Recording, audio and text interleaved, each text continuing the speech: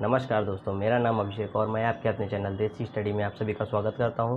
दोस्तों, आज मैं लेकर आया हूं भारतीय संविधान से संबंधित भारतीय संविधान के स्रोत, जो कि हमारी संविधान सभा द्वारा 1935 के अधिनियम और जो प्रमुख देश रहे हैं उनसे अधिग्रहित करके अपने भारतीय संविधान में समाहित किए गए हैं। तो आज हम लोग उन सभी स्रोतों को एक चार्ट के माध्यम से पढ़ेंगे। दोस्तों, अगर इन संविधान के स्रोतों को याद करने की बात करें तो ये संविधान के जो स्रोत हैं हमें बहुत कंफ्यूज करते हैं और हर परीक्षा में लगभग इन संविधान के स्रोतों से प्रश्न पूछे जाते रहे हैं। दोस्तों, अगर हम लोग किसी चार्ट के माध्यम से इसे याद करते हैं तो हमें ये याद करना काफ़ी आसान हो जाता है। इधर हम लोग एक चार्ट में इधर देशों के नाम और उन देशों से जो व्यवस्थाएं ली गई हैं उन सभी को इस चार्ट में समाहित करके इसे याद करेंगे। तो आइए देखते हैं कि भारतीय संविधान के स्रोत किस प्रकार के थे। दोस्तों, अगर स्रोतों की बात करें तो भारतीय संविधान के स्रोतों में दो प्रकार के स्रोत लिए गए हैं, एक आंतरिक स्रोत और एक बाह्य स्रोत। आंतरिक स्रोतों की अगर बात करें तो जब भारत में ब्रिटिशों का राज था और ब्रिटिश भारत में शासन चलाने के लिए अनेक प्रकार के अधिनियम लाए गए थे। उन अधिनियमों में 1935 का अधिनियम काफ़ी महत्वपूर्ण रहा और उस अधिनियम से बहुत बड़ा हिस्सा भारतीय संविधान में समाहित किया गया। तो यह आंतरिक स्रोतों के अंतर्गत आता है। और हम बाह्य स्रोतों की अगर बात करें तो हमारे जो बहुत प्रमुख देश रहे हैं जिनसे भारतीय शासन व्यवस्था में चीज़ें समाहित की गई हैं और उन देशों से प्रमुख जो व्यवस्थाएं रही हैं उन्हें भारतीय संविधान में समाहित किया गया, तो यह बाहरी स्रोत के अंतर्गत आएगा। तो यहाँ पर हम लोगों ने देखा कि दो प्रकार के स्रोत लिए गए हैं। आइए उन्हें समझते हैं। दोस्तों, अगर हम पहले अधिनियम की बात करें तो जो हमारा पहला है वह भारत शासन अधिनियम 1935 है, जिसे आंतरिक स्रोत के अंतर्गत लेते हैं। दोस्तों, भारतीय शासन अधिनियम 1935 में हम लोगों ने देखा था कि यहाँ पर जब ब्रिटिश भारत में शासन कर रहे थे तो 1935 अधिनियम के तहत काफ़ी सारी चीज़ों की व्यवस्था की गई थी। उनमें से प्रमुख रूप से न्यायपालिका का गठन था और जो लोक सेवा आयोग की स्थापना थी, ये सब चीज़ों की नियुक्ति करना और उन समय काफ़ी महत्वपूर्ण चीज़ें समाहित की गई थी।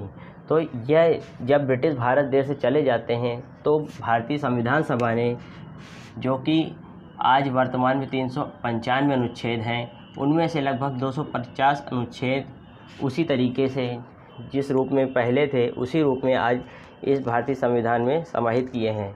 तो आप लोग समझ सकते हैं कि कितना बड़ा हिस्सा 1935 के अधिनियम से भारतीय संविधान में लिया गया है।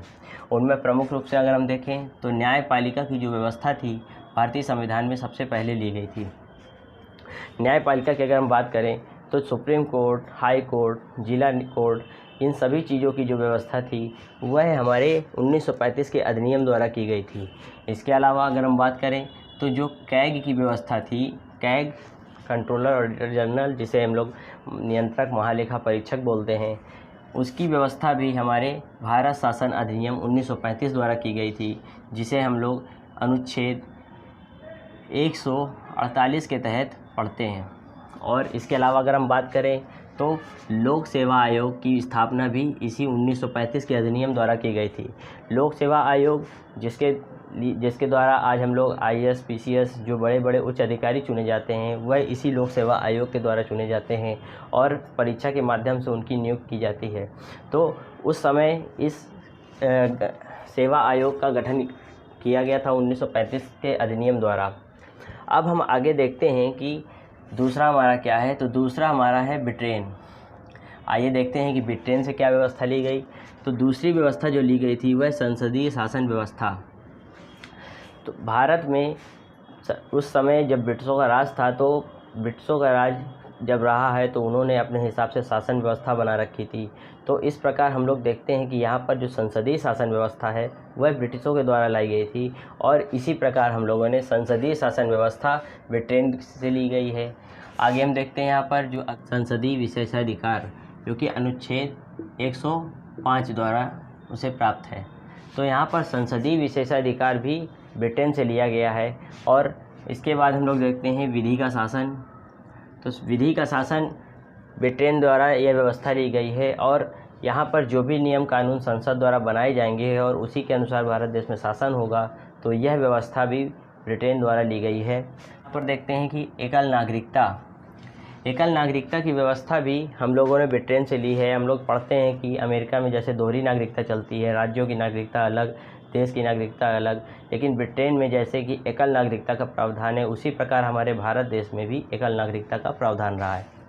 तो यहाँ पर एकल नागरिकता की जो हम लोगों ने लिया है वह ब्रिटेन से लिया है, और उसके अलावा मंत्रिमंडलीय व्यवस्था भी हम लोगों ने ब्रिटेन से ली है। मंत्रिमंडलीय व्यवस्था जिसमें हम लोगों ने लोकसभा, राज्यसभा और विभिन्न प्रकार के जो मंडल पढ़े हैं उन्हें मंत्रिमंडल कहा जाता है, और यह व्यवस्था भी हम लोगों ने ब्रिटेन से ली है। उसके बाद हम देखते हैं यहाँ पर अगला देश जिसका नाम है USA, संयुक्त राज्य अमेरिका। प्रमुख रूप से यहाँ से भी परीक्षा में प्रश्न पूछे जाते हैं, तो आइए समझते हैं USA से क्या लिया गया है। तो पहला जो USA से स्रोत लिया गया है वह मूल अधिकार। हम लोग पढ़ते हैं यहाँ पर कि संविधान में भाग 3 पर 12 से 35 के बीच हम लोगों के मूल अधिकार दिए गए हैं, और यह मूल अधिकार हम लोगों ने USA से लिए हैं। इसके अलावा हम लोगों ने न्यायिक पुनरावलोकन को भी USA से लिया है। न्यायिक पुनरावलोकन, चूँकि हम लोग देखते हैं कि यहाँ पर अमेरिका के संविधान काफ़ी शक्तिशाली है और वहाँ की जो न्यायिक व्यवस्था है वह काफ़ी अच्छी है, तो इस प्रकार हम लोग यहाँ पर न्यायिक पुनरावलोकन को भी USA से लिए हैं। आगे देखते हैं संविधान की सर्वोच्चता। संविधान की सर्वोच्चता क्या है? संविधान को सबसे ऊपर रखा गया है, और यह ऊपर रखने की व्यवस्था भी हम लोगों ने USA से लिया है, क्योंकि संविधान को जो शक्ति प्राप्त होती है वह जनता से प्राप्त होती है, और उसका जो नियम कानून होता है वह भी जनता के लिए होता है। तो संविधान की सर्वोच्चता को भी USA से लिया गया है। इसके अलावा निर्वाचित राष्ट्रपति और महाभियोग, जो कि 61 के तहत लगाया जाता है। तो यहाँ पर देखते हैं कि हम लोग निर्वाचित राष्ट्रपति की जो व्यवस्था है, अर्थात राष्ट्रपति को जो चुनकर लाया जाता है निर्वाचन करके, वह व्यवस्था भी USA से ली गई है, और अनुच्छेद 61 के तहत जो उस पर महाभियोग लगाया जाता है वह व्यवस्था भी USA से ली गई है। और इसके अलावा न्यायिक पुनरावलोकन को हम लोग 137 के तहत पढ़ते हैं। तो यहाँ पर हमें ये ध्यान रखना है कि किस अनुच्छेद के तहत कौन सी व्यवस्था ली गई है। परीक्षा में यहाँ पर प्रश्न पूछेगा आपसे, तो यहाँ पूछ सकता है कि किस अनुच्छेद के तहत राष्ट्रपति पर महाभियोग लगाया जाता है, तो अनुच्छेद 61 के तहत। न्यायपालिका में न्यायिक पुनरावलोकन की व्यवस्था किस अनुच्छेद के तहत है, तो 137 के तहत।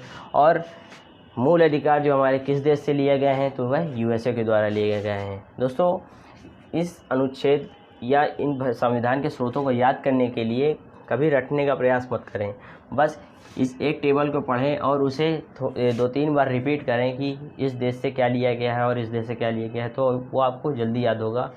आगे हम देखते हैं यहाँ पर कनाडा से। तो कनाडा से संघात्मक व्यवस्था ली गई है। संघात्मक व्यवस्था क्या है? तो संघात्मक व्यवस्था ऐसी व्यवस्था जिसमें राज्यों का यूनियन हो और वह एक देश का निर्माण करे, तो वह संघीय व्यवस्था कहलाती है। अर्थात राज्यों के द्वारा एक मजबूत सशक्त देश बनाना, संघीय व्यवस्था का निर्माण करना, और यह व्यवस्था हम लोगों ने कनाडा से ली है।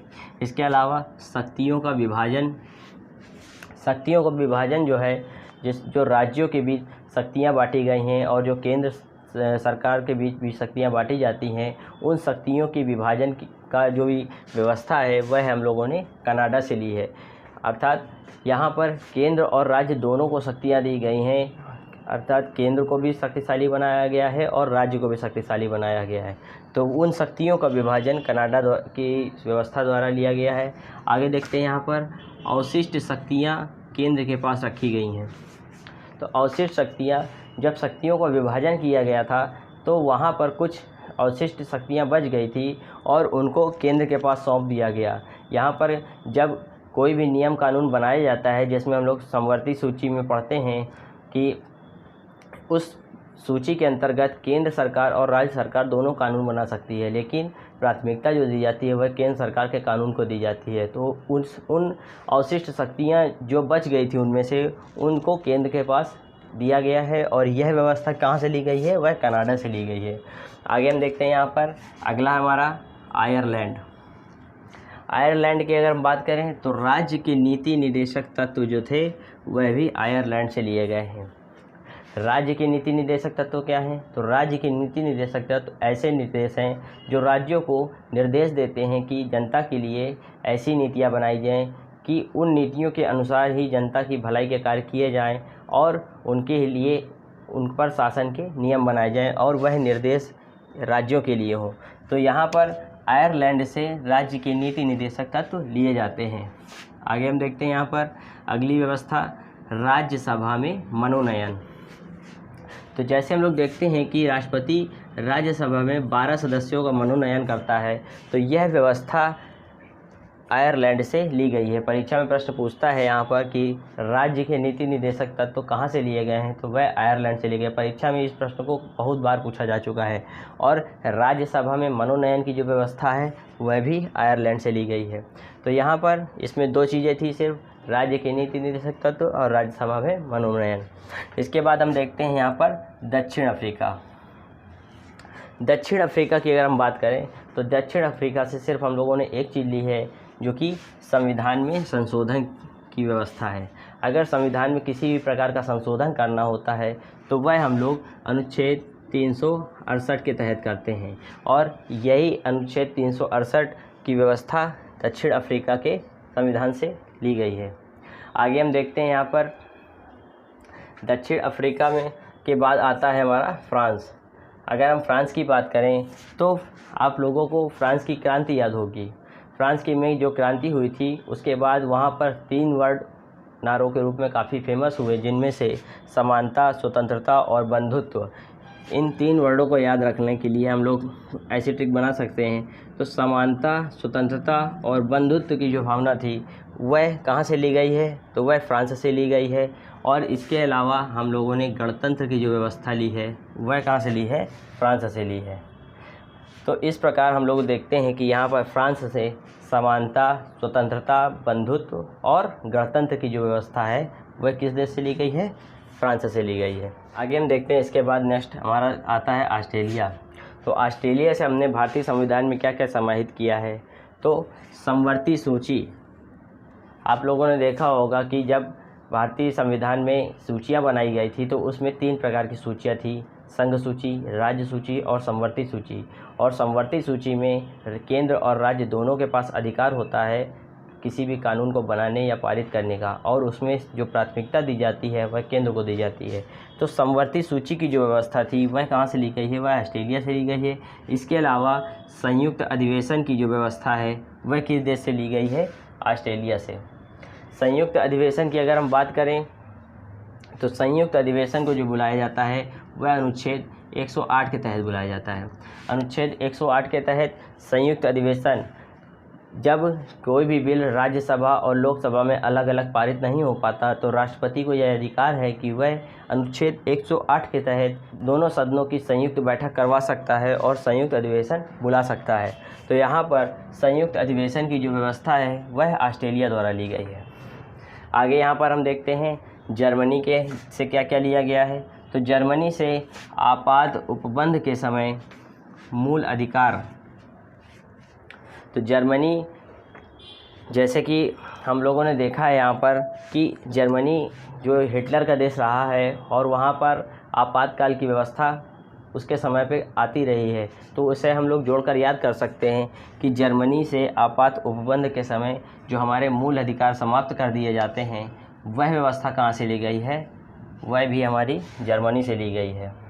तो यहाँ पर जर्मनी से ज़्यादा चीज़ें नहीं हैं, एक ही चीज़ है, तो इसे याद करना काफ़ी आसान है। तो आगे हम बात करते हैं यहाँ पर रूस के, कि रूस से क्या व्यवस्था ली गई है। तो रूस से हमारे मौलिक कर्तव्य जो कि 42वें संविधान 1976 के द्वारा जोड़े गए, और यह मौलिक कर्तव्य इन सभी स्रोतों के बाद में जोड़े गए। तो यह व्यवस्था भी पूछी जाती है कि रूस से हमारा कहाँ क्या लिया गया है, तो मौलिक कर्तव्य लिया गया है किस संविधान संशोधन के तहत, तो 42वें संविधान संशोधन के तहत, और किस कब जोड़ा गया है, तो 1976 के तहत जोड़ा गया है। तो यहाँ पर रूस से हम लोगों ने मौलिक कर्तव्यों को लिया गया है। तो इन सभी चीज़ों को पढ़ने के बाद अब एक बात पर चर्चा करूँगा कि भारत देश के संविधान के बहुत सारे आलोचक रहे हैं, और वह आलोचक भारतीय संविधान की आलोचना करते हैं, वह इसे उधार का थैला बताते हैं। उनका कहना यह था कि भारतीय संविधान में जो विभिन्न देशों से चीज़ें ली गई वह हूबहू नकल करके इसमें जोड़ दी गई हैं। तो यहाँ उधार का थैला कहने का आशय उनका यही था। तो यहाँ पर मेन चीज़ ये है कि इस भारतीय संविधान में जो हम लोगों ने बाहरी देशों से जितनी भी चीज़ें ली हैं, उनमें से हम लोगों ने जितनी भी प्रशासनिक चीज़ें या जो भी अच्छी अच्छी चीज़ें रही हैं, उन सब चीज़ों को भारतीय रूपरेखा के अनुसार परिवर्तित करके इसमें जोड़ा है। तो भारतीय संविधान हमारा उधार का थैला नहीं, हमारा भारत का विश्व का सबसे बड़ा लिखित संविधान है। और इस प्रकार हम लोगों ने इस वीडियो में आज भारतीय शासन अधिनियम जो कि आंतरिक स्रोत में आता है, इस अधिनियम के द्वारा हम लोगों ने पढ़ा कि क्या क्या चीज़ें आती हैं भारतीय संविधान में, और जो विभिन्न प्रकार के देश हैं, जो अलग अलग देश रहे हैं, उनमें से क्या क्या चीज़ें भारतीय संविधान में समाहित की गई हैं। तो अगर आप लोगों को यह वीडियो अच्छी लगी हो तो इसे लाइक एंड सब्सक्राइब करें और दोस्तों के बीच शेयर करें।